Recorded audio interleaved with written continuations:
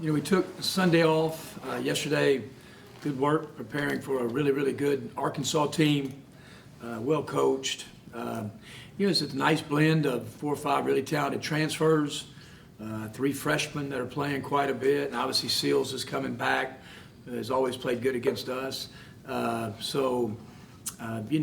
think they were banged up 3 or 4 games. Now they're back to full strength, which helps their team. The probably thing that impresses me the most is their balance, ball movement, spacing, a lot of skilled guys, and Moody may be one of the top 3 or 4 freshmen in college basketball. So, a game that we're looking forward to, big game. We're half a game behind Arkansas. So, this time of the year, there's a lot of big games in the SEC.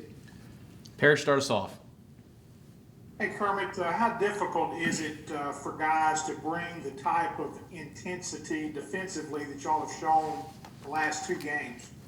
Well, Parrish, I hope that's who we are. And, we're not a team that is going out there and putting up huge numbers offensively. And that's kind of, who we are right now. We're working at it every day, trying to tinker with offense, trying to get cheap baskets in transition. So we've got to hang our hat on that. And we got to do it against a really good offensive team. And, the first thing is that I think our guys are starting to believe in our defense and that sometimes we're going to have to win games maybe with low scores right now. And it's not us not trying to score. It's just kind of who we are at this point. Statistically, Arkansas has been shooting it better in conference play than State and A&M that you guys saw last week. What do you have to do to limit them offensively, particularly in the 1-3-1 when they're those corner shots can come open? Yeah, number one, you got to get back defensively. They've got a lot of multiple ball handlers, that can advance the ball up the floor, and they're very skilled. They can go really small. I say small, not play maybe not too big conventional bigs, and so they get really skilled. They can stretch you out. So you got to get back. And our man-to-man defense needs to be good, and obviously, our zones mixed in.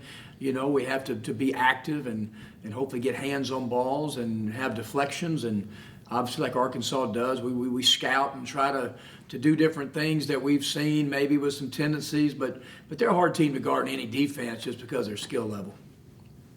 Go to Neil.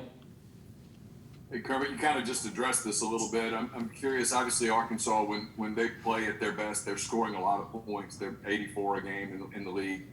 When you guys are playing your best, it's kind of suffocating defensively. Do you try to sort of dictate tempo? Is it kind of a battle of wills a little bit when 2 styles are that different?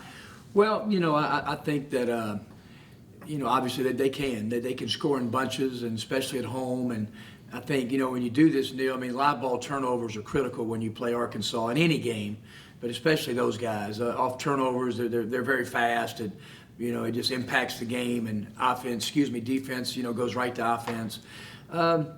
We're trying to get cheap baskets offensively, Neil, and so we're going to try to play fast in transition, but we've got to kind of play it at both ends of the clock. We got to play early and then hopefully kind of play, from 20 to 30. And, I do. I think tempo can be a big factor. Go to John. Hey, Kermit, how's it going? Doing good, John. I want to ask you about Jarell Kell.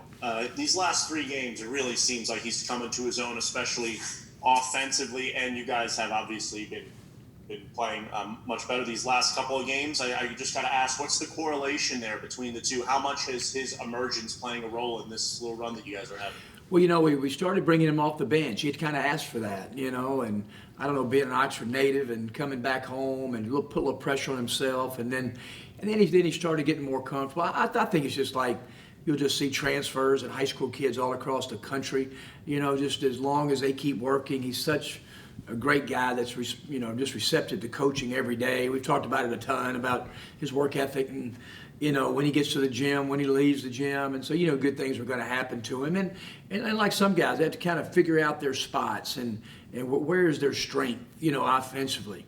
There's a lot of things he's still trying to get better at, making others better off the dribble, playmaking.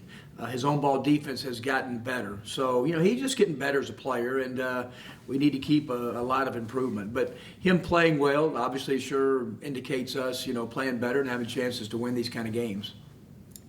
Go to Bob. Hey, Kermit. Bob Holt, Arkansas Democrat. Is that how you doing today? Doing good, Bob.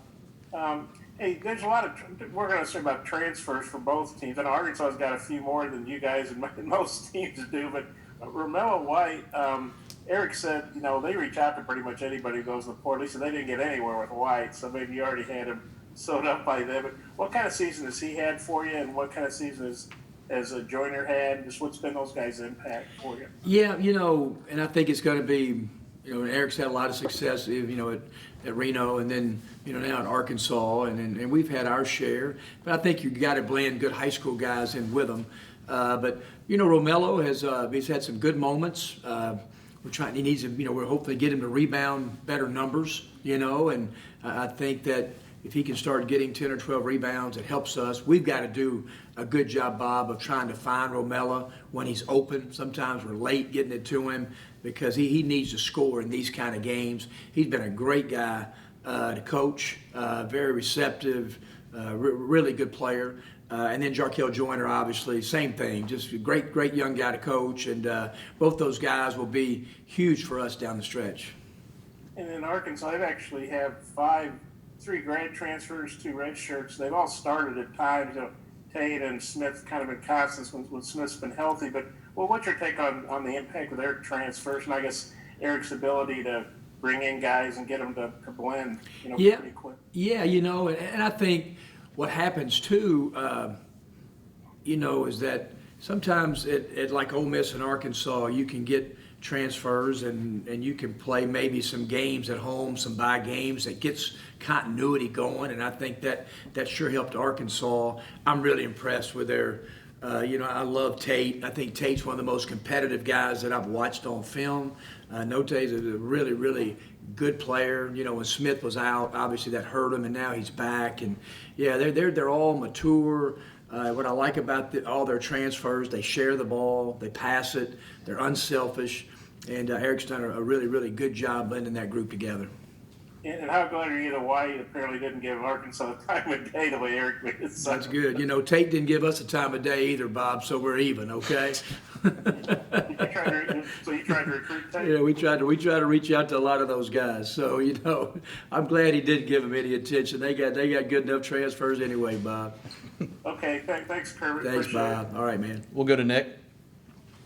Remember, when you talk about teaching these guys how to win these low-scoring games, at first this offseason, did you encounter any resistance trying to teach that? Is that kind of hard for some of these guys to accept and learn?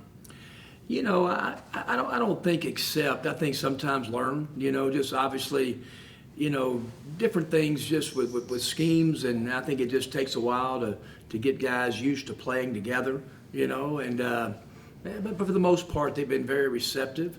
And, I think our ball movement is starting to get a little bit better. We've tinkered with that, a little bit. And so we're not there yet, but we've got to play more inside out, and we've got to get more guys touches around the goal to make us better down the stretch. You've talked a lot these last couple of years about wanting to improve as a rim protecting team. It seemed like that kind of took a step forward against A&M. What did you see there? Yeah, Romello White was good around the rim. He had 3, and it seemed like more.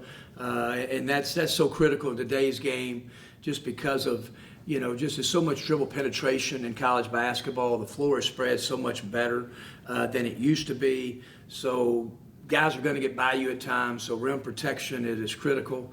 And so Romello gave that against Texas A&M, and obviously you're going to need that, verticality plays and rim protection for sure tomorrow night. Go back to Bob. I gotta get more nimble at unmuting. Hey, Kermit, you guys, Arkansas and Ole Miss both went 2-0 last week. I think it's the first time both teams have won back-to-back SEC games. Just how obviously somebody's got to lose tomorrow, but just how hot do you think you guys are, and maybe Arkansas is, and how good a matchup this is right now? Yeah, I thought Arkansas's comeback against Auburn was a really good win for them. I mean, Auburn is a much different team with Cooper, and the way they played in the second half was critical. They played very good against Vanderbilt. Obviously, Bob, we're a team that, we're up 9 at Florida with 6.5 to go, get beat. It was a one-possession game against Georgia. We're up 7 against Wichita State at home, get beat. So we haven't closed out some close games. So it's critical for us, especially, to start it off at our arch rival, Mississippi State, which is, is a huge game for us in our state. So I think both teams are playing well. We can sure make a ton more improvement. Bob, I bet you Eric can say the same thing, but I'm impressed with Arkansas, and it's just the nature of our league. I mean, it's just, like I said, I think there's two teams that are playing well tomorrow night in a big game, and, so critical game for us and great opportunities for both teams. And did you try to recruit any of these other Arkansas transfers, or was Tate the only one? I can't remember. I know my assistants may have, sometimes when there's not a lot of interest, it doesn't get to me, but I'd sure seen Tate play, and knew just how good a player that he was. So, there's going to be a lot of battles in recruiting over transfers in years to come in our leagues. I think that one-time transfer is for sure going to pass. And but like I said, in the SEC, you're going to have really good freshmen. You've got to have good young players to blend in with those guys. But getting those timely transfers, they can come in and help immediately. It's sure going to help everybody, whether you're Kentucky, Arkansas, or Ole Miss. Thanks. We'll go to Ben. Thanks, Bob. Kermit, you talked about playing more inside out. How much does Dream play into that?